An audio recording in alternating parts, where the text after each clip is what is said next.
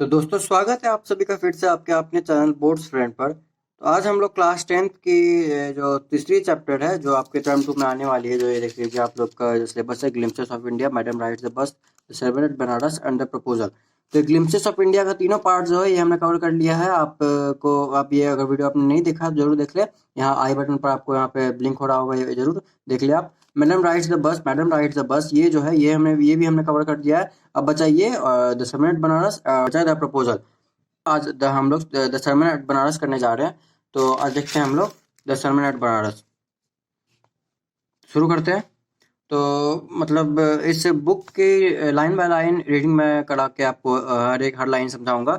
तो उसको बताने से पहले एक शॉर्ट समरी के रूप में इस कहानी में, इस चैप्टर में है क्या, उसको जान लेते हैं कि मतलब कि किस बारे में ये बोल क्या रहा है। तो वो हम लोग अगर पहले जान लेंगे, उसके बाद अगर ये लाइन पढ़ेंगे और ये स्टोरी पढ़ेंगे तो वो आपको समझने में थोड़ा आसान होगा, थोड़ा मतलब इमेजिन करने में आसान होगा कि हाँ ये तो हमने थोड़ा शॉर्ट समरी में देखा ही था।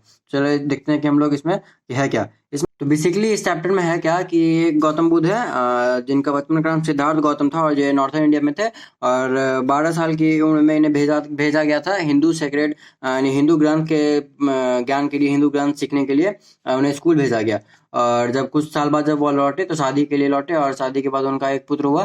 तो उनके पुत्र जो है वो मतलब हमेशा से कुछ साल तक राजशाही घराने में रखा गया, राजशाही तरीके से रखा गया। वे बाहर के दुख वगैरह को जानते नहीं, उस समय जाने थे, उनको इससे रूबरू कराया ही नहीं गया था। जब एक दिन बाद वो क्या हुआ कि बाहर घूम रहे थे तो उन्हें क्या दिखा 25 के एज में, तो उन्हें क्या दिखा कि एक बूढ़ा व्यक्ति दिखा, एक सब जाते हुए इंसान दिखा, एक बीमार आदमी जो कि हंटिंग कर रहा है, शिकार पर जा रहा है, वो दिखा। तो ये सब देखने के बाद उनके मन में क्या हुआ कि मतलब ये सब देखने के बाद उनके मन में हुआ कि अरे इतने सारे कष्ट है दुनिया में। हालांकि मतलब वो उनको तो राजशाही सुख मिल रहे थे, तो उस राजा को ये सब के बारे में कुछ पता नहीं था। वो जो राजकुमार था, प्रिंस था, तो ये सब देखा तो वो बोला क्या कि अरे इतने सारे संसार में दुख है। और ये देखने के बाद वो इतना ज्यादा वो इससे प्रभावित हो गया कि वो भी साधु बन गया और भिक्षा मांगने लगा।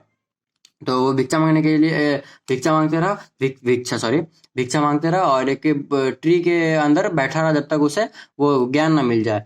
संसार का जो ज्ञान होता है उसे वो ज्ञान ना मिल जाए, तब तक एक पेड़ के नीचे वो ज्ञान इकट्ठा करने के लिए बैठा रहा। जब उसे ज्ञान मिल गया 7 दिन के बाद, तो उसने क्या किया, उस ट्री का नाम दे दिया द बो ट्री, मतलब tree of wisdom, tree of wisdom. तो ये ट्री का नाम दे दिया उस प्रिंस ने। तो उसके बाद उस कहानी में आगे क्या है कि कीसा गौतमी करके एक औरत है जिसका पुत्र एक ही सन था और वो मर जाता है। तो उसके दुख में जो है वो दुख बर्दाश्त नहीं कर पाई और अपने पुत्र को कैरी कर कर गोद में इधर से उधर दौड़ने भागने लगती है कि कोई मुझे दवाई दे दो, इसे प्लीज ठीक कर दो। अगल बगल नेबर्स में दवाई के लिए पूछने लगती है। तो ऐसे करते करते एक इंसान उसे मिलता है, बोलता है क्या आप इसे उस प्रिंस के पास लेके जाइए, वो जो राजकुमार था उस प्रिंस के पास लेके जाइए। तो उस प्रिंस के पास वो लेकर गई, और प्रिंस के पास जब लेकर गई तो उसे उस प्रिंस ने बताया कि तुम जाके कुछ सीड्स लेके आओ, मस्टर्ड सीड्स लेके आओ ऐसे घर से जहाँ से किसी का कुछ कोई रिलेटिव, किसी भी रिलेटिव, कोई फैमिली मेंबर, कोई किसी का देहांत ना हुआ हो, उस घर से मस्टर्ड सीड लेके आओ। तो वो गई, हर जगह खोजी, सीड्स तो उसे मिल गए, पर तो क्या हुआ, उस औरत को, किसा गौतमी को, कोई भी घर ऐसा नहीं मिला जहाँ पे किसी घर में किसी के फैमिली मेंबर, रिलेटिव का देहांत ना हुआ हो। तो ऐसा कोई घर नहीं मिला। तो ऐसे ही करते करते जब ढूंढने लगी तो उसे कोई ऐसा घर नहीं मिला, और जाके अंत में उसे ये रियलाइज हुआ कि ये दुनिया में जो आया है वो जाएगा ही। ऐसा ही उसे हुआ रियलाइज कि वो कितनी सेल्फिश है, कि अपने बेटे के लिए ऐसा ऐसा कर रही है, कितनी सेल्फिश है। तो ऐसे करते करते कहानी यही है। और उसमें वही जो प्रिंस थे जिसके पास किसा गौतमी गई थी, और उन्होंने ये दिया ज्ञान उनको कि दुनिया में ऐसा कोई इंसान नहीं है जो कि आया है और जाएगा नहीं, हर इंसान जो आया है वो जाएगा ही। और जो इंसान दुख को त्याग दिया वो समझ लो इमॉर्टल हो गया। तो यही इसमें इस कहानी में आप देखते हैं हम लोग समरी के रूप में मैंने बता दिया। आप चाहे तो यहाँ से स्किप कर सकते हैं, आपको मतलब एक हल्का बेसिक नॉलेज लेना था तो। पर देखते हैं हम लोग पूरा कहानी लाइन बाय लाइन एकदम, जिससे ऑब्जेक्टिव या मतलब छोटे छोटे जो क्वेश्चन बीच से उठा के पूछ सकते हैं वो कवर कर लेंगे। देखते हैं हम लोग शुरू से। तो पहले नाम से देखते हैं, द सरमन एट बनारस। सरमन मतलब होता है मतलब कुछ प्रवचन देना, कुछ ज्ञान की बातें कहना, तो वो हो गया सरमन। सरमन एट बनारस, तो बनारस के जगह पर, किसी जगह पर कुछ प्रवचन दिया जा रहा होगा, उस बारे में ये कहानी है। तो शुरू करते हैं। Gautam Buddha began life as a prince named Siddhartha Gautam in northern India. Gautam Buddha जो थे अपने लाइफ की शुरुआत करते हैं, उनका बचपन का क्या नाम था? सिद्धार्थ गौतम, नॉर्थन इंडिया के थे वो। At 12 he was sent away for schooling in Hindu sacred scriptures and 4 years later he returned home to marry a princess. 12 साल की उम्र में, जब 12 साल के थे वो, तो 12 साल की उम्र में ही उन्हें भेज दिया गया स्कूलिंग करने के लिए। क्या सीखने के लिए स्कूल में? हिंदू सैक्रेड स्क्रिप्चर्स, हिंदू ग्रंथ, पवित्र ग्रंथों को सीखने के लिए।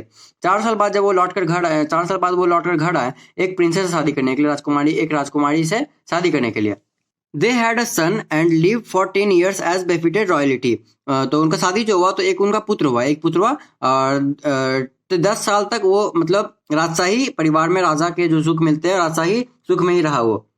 At about the age of 25, the prince heretofore shielded from the sufferings of the world, while out hunting chanced upon a sick man, then an aged man, then a funeral procession, and finally a monk begins begging for alms.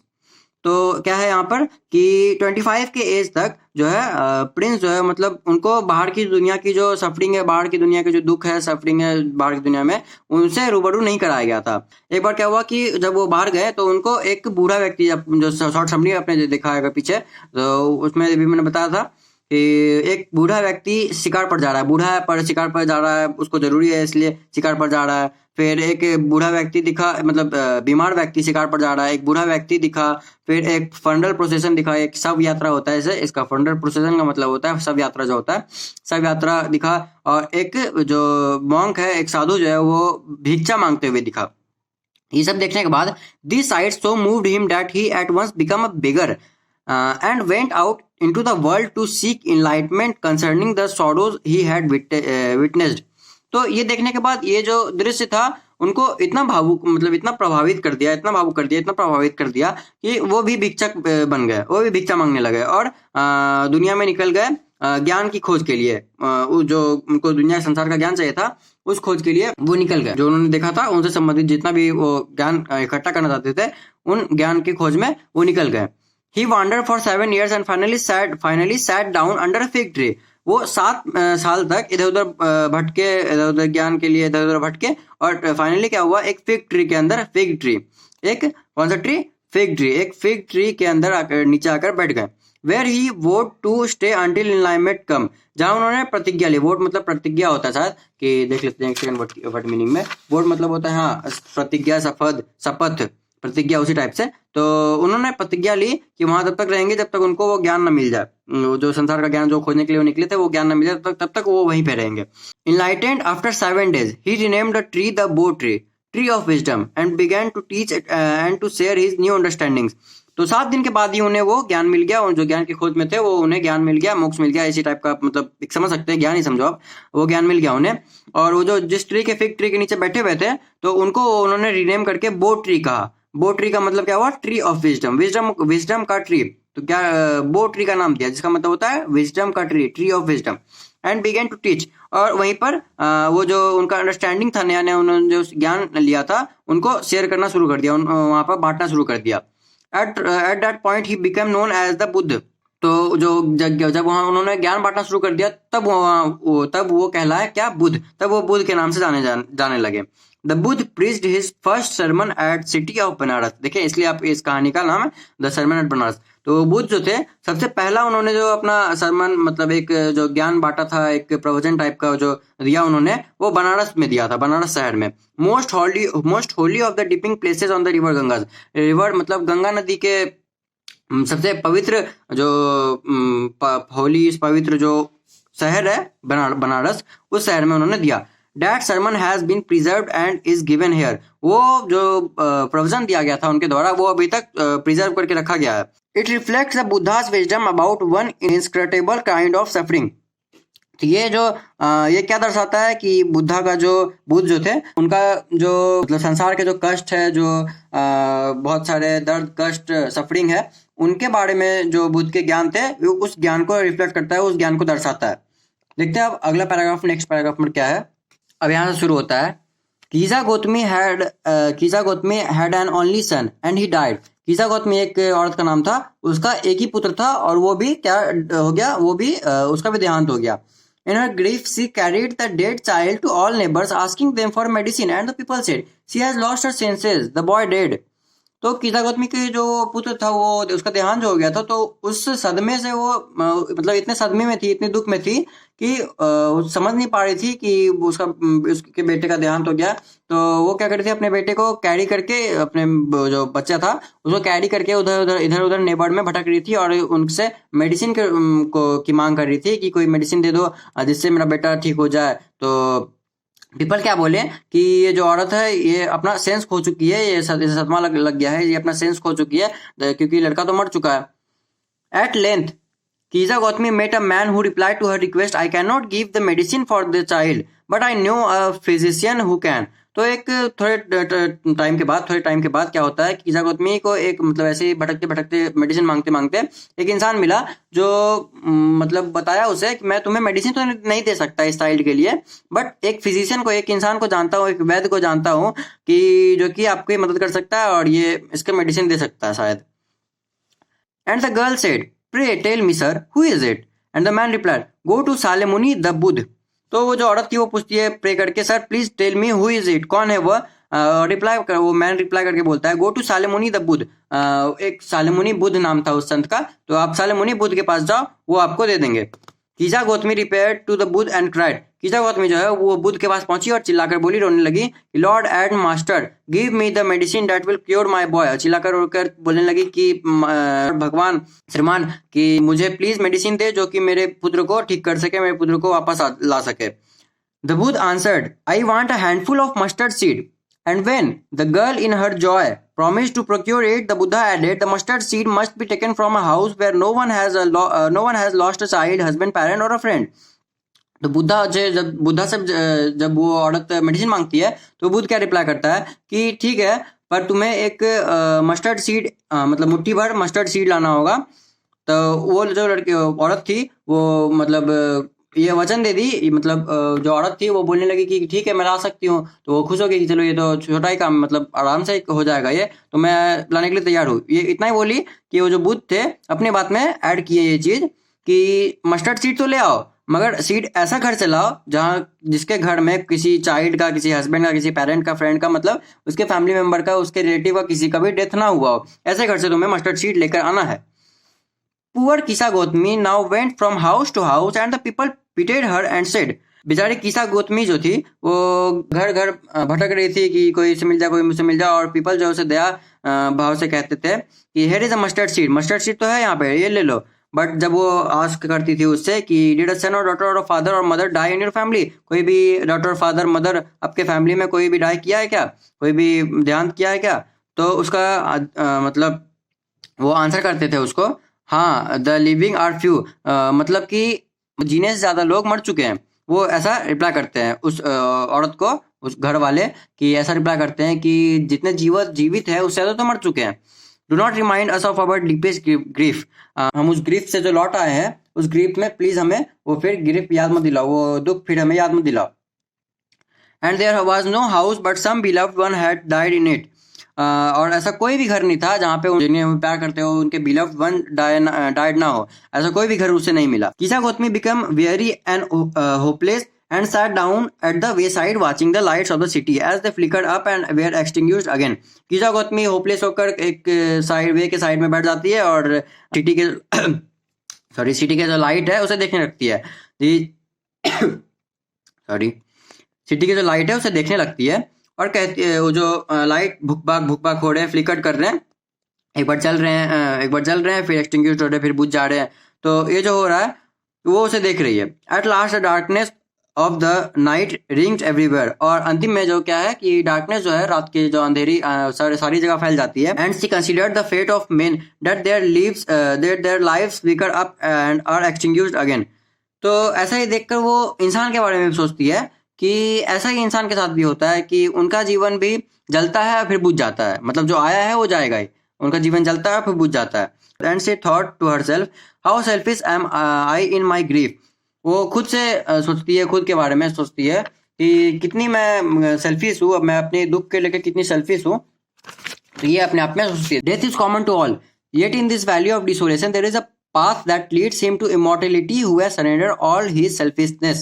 तो क्या है, अपने आप को सोचती है, अपने आप में सोचती है वो कि मैं अपनी, जो यहाँ पे हमने देखा था कि how selfish I am in my grief, तो वो अपने अपनी ग्रीफ, अपने दुख में इतनी सेल्फिश हो गई, कितनी सेल्फिश हो गई थी, ये सोचती है खुद के बारे में। Death is common to all, death जो है, मृत्यु जो है सबके लिए समान है, सबके लिए कॉमन है। फिर भी अगर ये जो वैली है इस मतलब फिर भी अगर जो ये दुख का, जो दुख भरी दुनिया है, इसमें अपना जो भी इंसान अगर स्वार्थ त्याग दे, दुख भरी जो दुनिया में है, इसमें अपना कुछ स्वार्थ सारे स्वार्थ त्याग दे, सारे स्वार्थ को सैक्रिफाइस कर दे, तो एक रास्ता बन जाता है उससे इमोर्टिलिटी के तरफ, उसका एक रास्ता बन जाता है। मतलब कि जो भी अपना सेल्फिशनेस, अपना दुख के जो दुनिया में अपना सेल्फिशनेस त्याग दे, सरेंडर कर दे, उसके लिए एक रास्ता बन जाता है, इमोर्टिलिटी का एक रास्ता बन जाता है। The Buddha said the life of mortals in this world is troubled and brief and combined with pain. Buddha कहते हैं कि जो भी जीवित इंसान है, जितने भी जीवित इंसान है, इंसान हो चाहे कुछ भी हो, जीवित जीवन जितने भी हैं इस पूरे दुनिया में, उनका जीवन ट्रबल से, परेशानी से और पेन से भरा हुआ है। For there is not any means, for there is not any means by which those that have been born can avoid dying after reaching old age. There is a death. यहाँ ऐसा कोई भी साधन नहीं है, कोई ऐसा मतलब ही नहीं है, ऐसा कोई साधन नहीं है जो कि जो जन्मा है वो डेथ को अवॉइड कर सके, वो डाइंग को, मरना को अवॉइड कर सके, ऐसा कोई साधन नहीं है। After reaching old age there is a death. Old age आते आते वो डेथ के लिए, वो मतलब डेथ हो ही जाता है, there is a death, death है ही। रीचिंग ओल्ड एज, रीच करते करते वहां पे डेथ है ही। Of such a nature of our living beings, जितने भी लिविंग बींग्स इस नेचर में, सबके लिए सेम है। As ripe fruits are early in danger of falling, so mortals when born are always in danger of death. तो यहाँ पे एक एग्जाम्पल के टाइप से बताया गया। आपसे अगर क्या कहते हैं थिंकिंग वाले क्वेश्चन पूछ लिए, तो आपको ये एग्जाम्पल देना पड़ेगा कि उन्होंने क्या बताया था कि एज राइप फ्रूट्स, मतलब जैसे पके हुए फ्रूट जो है उनको पहले गिरने का जल्दी, मतलब पहले गिरने का संभावना पहले होता है, वैसे उसी तरह जो आया है वो जाएगा ही। जो भी जीवित व्यक्ति है यहाँ पर, जो भी जन्म लिया है जीवित व्यक्ति, उसे मरने का डेंजर रहता ही है। जैसे किस तरह, जिस तरह जैसे पके हुए फल जो है वो उनके पहले गिरने का डर रहता है। तो आप कोई भी अगर थिंकिंग वाले क्वेश्चन पूछा एग्जाम में, तो आपको ये एग्जाम्पल देना है। As all earthen vessels made by a potter end in being broken, so is the life of mortals. ये भी एग्जाम्पल देना है आपको कि जैसे पॉटर के द्वारा मिट्टी का जो बनाता है उसे पॉटर कहते हैं, मिट्टी का बर्तन बनाने वाले को। तो पॉटर जो है वो वेसल्स बनाते हैं, और उनके वेसल तो बना लिए, पर उनके भी गिर के ब्रोकन होने का चांस रहता है। तो उसी तरह लाइफ मॉर्टल्स के, मतलब जीवित व्यक्ति के लाइफ का ऐसा चांस रहता है कि डेथ होगा उसका। Both young and adult, both those who are wise, all fall into the power of death, all are subject to death. Both young and adult, both जो भी अच्छे हो, बूढ़े हो, यंग हो, बूढ़े हो, बच्चे हो, छोटे हो, बड़े, कोई भी हो, सब कोई डेथ के पावर में सब कोई गिरता है। डेथ की शक्ति इतनी है कि कोई उसमें गिर जाता है। ऑल आर सब्जेक्ट टू, सब कोई मरणशील है, सबको मरना है। ये ज्ञान देते हैं वहां पर जो बुद्ध है, वो ज्ञान देते हैं। तो अगर पूछेगा क्या क्या ज्ञान दिया है, मतलब एग्जाम में पूछता है, तो आप ये लिख सकते हो। और भी आगे देखते हैं, अगर आएगा, आगे आएगा तो वो भी देखेंगे। Of those who overcome bye death depart from life, तो जो भी मरते हैं वो जीवन से जाते हैं। A father can not save his son, एक पिता जो है अपने बच्चे को, अपने पुत्र को नहीं बता सकते। नॉर किन्समैन देयर रिलेशन, कोई भी बंधु अपने संबंधियों से, कोई भी मित्र, कोई भी चाहने वाला इंसान अपने रिलेशन को नहीं बता सकता मृत्यु से। Mark while relatives are looking on and lamenting deeply, lament का मतलब होता है शोक प्रकट करना, शोक जताना। तो lamenting deeply, one by one mortals are carried off like an ox that is led to the slaughter. क्या होता है कि कोई बचा नहीं सकता, कोई भी रिलेटिव किसी को भी, कोई भी कितना भी सगा क्यों ना हो, कोई किसी को भी बचा नहीं सकता। पर क्या है कि रिलेटिव जो है वो आते, देखते हैं और बहुत दुख प्रकट करते हैं, बहुत सोरो फील करते हैं। One by one mortals are carried off, एक एक करके सारे जीवित व्यक्ति जो है वो लेके जाए, मतलब कैरिड ऑफ मतलब यहाँ पर एक मीनिंग से कहा गया कि कंधे पर लेके जाते हैं, उसे लेके चला जाया जाता है। Like an ox that is led to the slaughter, जैसे कि किसी एक बैल को लेकर जाया जाता है। So the world is afflicted with death and decay. Therefore the wise do not grieve, knowing the terms of the world. तो इस पूरे संसार जो है, पूरा जो दुनिया है, वो मृत्यु मतलब डेथ से पूरा पीड़ित है, डेथ से ही पीड़ित है। डेथ समाप्त और जितना भी है कि अंत होना, उससे पीड़ित है, वो होना ही सबको। इसलिए बुद्धिमान व्यक्ति जो है वो क्या कहते हैं, जो वाइज व्यक्ति जो है वो दुख में नहीं रहते, दर्द में नहीं रहते, और इस टर्म को जो मतलब दुनिया के जो टर्म है कि जो आया है वो जाएगा ही, वो इस टर्म को जानते हैं और ये सोचकर वो दुखी नहीं हो। Not from weeping not from grieving will anyone obtain peace of mind. ना रोने से, ना कराहने से, ना दुख पाने से किसी को भी माइंड की मतलब दिमाग की शांति नहीं मिलती। On the contrary his pain will be greater and his body will suffer. और ऊपर से क्या है कि दिमाग रोने धोने से कुछ मतलब कोई अगर चला गया तो रोने धोने से, दुख में रहने से, हाँ होता है, दुख होता है, पर ये गौतम बुद्ध जो है ये ज्ञान दे रहे हैं कि दुख में रहने से कोई फायदा तो है नहीं। वो जो अगर दुख रहता है, कोई दुखी में रहता है, कोई ऐसे अगर वो रो रहा है तो उसे और ज्यादा उसे ही पेन होगा, वो खुद ही सफर करेगा, वो उसे ही पेन होगा, उसे ही ग्रीफ होगा और ज्यादा उसके बॉडी को भी डैमेज हो जाएगा, वो बॉडी भी सफर करेगा। He will make himself sick and pale, खुद को कमजोर बना सकता है वो। Yet the dead are not saved by his lamentation, जहाँ यहाँ तक कि वो जो डेड हो गया है वो उसके सॉरो, उसके दुख से सेव नहीं किया जा सकता। वो अगर दुख दिखा दे तो ऐसा थोड़ी है कि वो वापस लौट कर आ जाएगा, वो सेव नहीं किया जा सकता। He who seeks peace should draw out the arrow of lamentation। यहाँ क्या बोल रहा है कि जो कि पीस के खोज में है, जो कि शांति चाहता है, शांति की खोज में है, उसे क्या दुख का जो एरो है वो अपने सीने से, अपने जिंदगी से वो निकाल देना चाहिए। लेमेंटेशन है ना, तो दुख का जो शोक का जो एरो है, उस तीर है, उसे अपने जिंदगी से निकाल देना चाहिए। दुख का, कंप्लेन का कि यार ये बुरा है, ये अच्छा है, मेरे साथ हमेशा बुरा होता है, ये सब कंप्लेन का, ग्रीफ का, दर्द का, मतलब जो भी इस तरह के टर्म है उन सबका तीर निकाल देना चाहिए। He who has drawn out the arrow and has become composed will obtain peace of mind. जो इंसान अपने जिंदगी से दुख का जो एरो होता है, दुख का एरो, दुख का तीर उसे निकाल लेता है, वो अपनी जिंदगी से जो निकाल दिया है, वो क्या हो शांति का प्राप्त हो जाता है, उससे शांति प्राप्त हो जाता है। ही who has overcome all sorrow will become free from sorrow and he blessed. और जो इंसान अपने सारे दुखों पर काबू पा लेता है, सारे दुखों से मुक्त हो जाता है, सारे दुखों को त्याग देता है, काबू पा जाता है, वो सारे दुख से मुक्त माना जाता है, सारे दुख से मुक्त हो जाता है और ब्लेस्ड होता है, मतलब वो आशीष पाता है और ब्लेस्ड इंसान बन जाता है।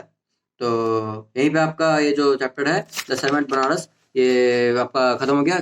बहुत ज्ञान भरा चैप्टर था, मतलब अच्छा अच्छा ज्ञान देखने वाले। आप सीरियसली, अगर मजाक में मत देखना, सीरियसली देख रहे हो तो बहुत मतलब जीवन का आपको एक ज्ञान मिल जाएगा, जिससे आप कहीं भी जीत कर हासिल, मतलब कोई अगर दुख में है तो आप उसे समझा भी सकते हो, या फिर आप खुद भी दुख में हो तो आप खुद को समझा सकते हो इस चैप्टर से सीख लेकर। तो यही हुआ इस चैप्टर का समरी। मैंने शुरू में बता ही दिया कि ऐसे ऐसे इसमें था, तो आप वो देख लो।